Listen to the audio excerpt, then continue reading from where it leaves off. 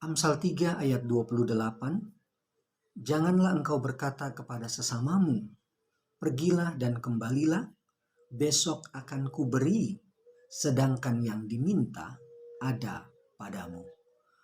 Renungan pagi hari ini diangkat dari kisah nyata yang diceritakan langsung oleh Pastor Dr.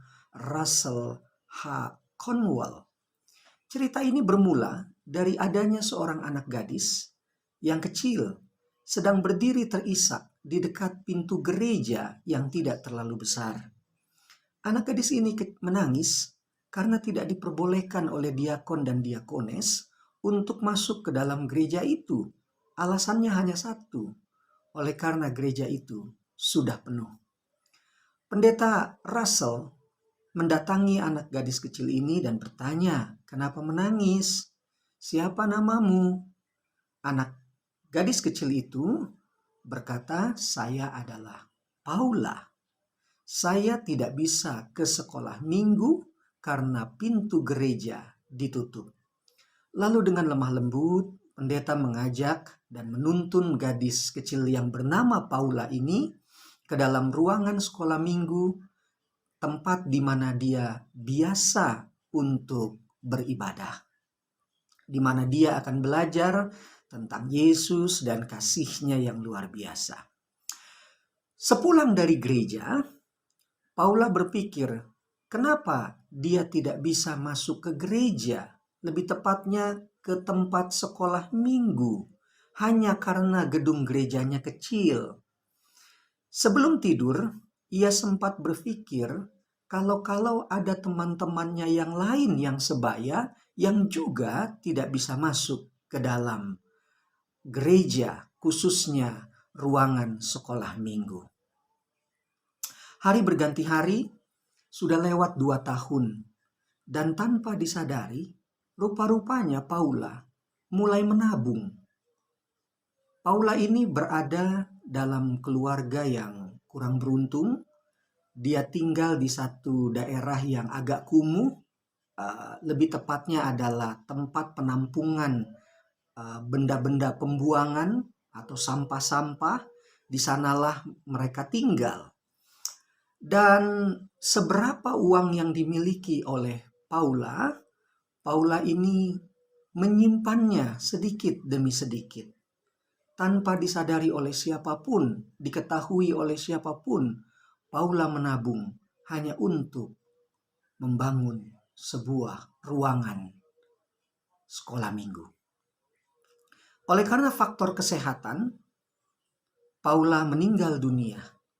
Dan di tempat tinggalnya di daerah yang kumuh itu, orang tuanya meminta pendeta Russell untuk menguburkan anak mereka.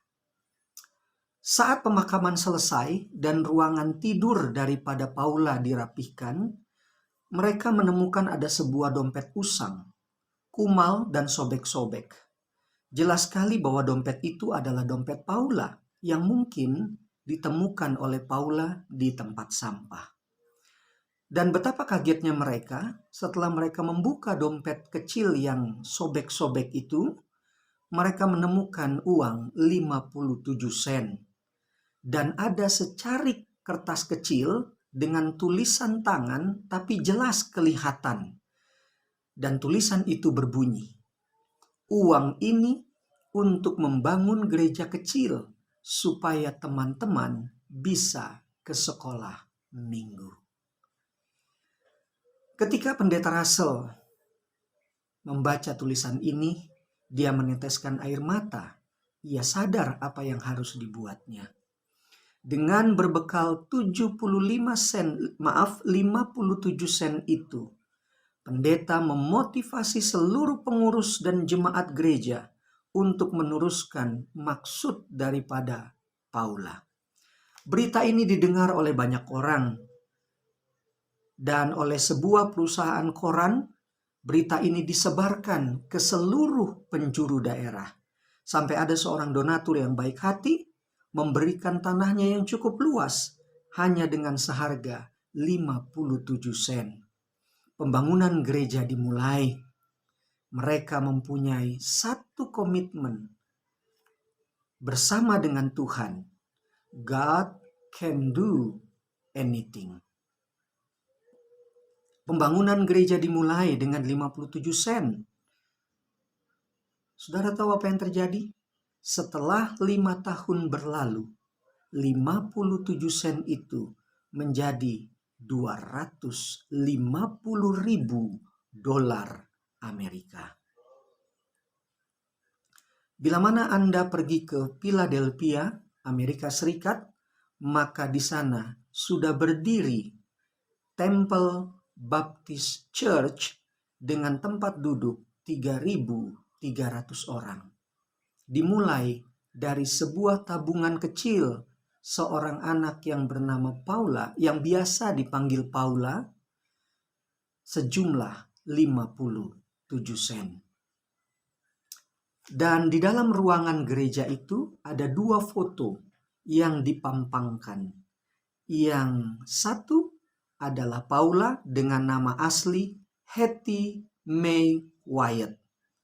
Dan yang sebelahnya adalah foto daripada Pastor Dr. Russell H. Conwell.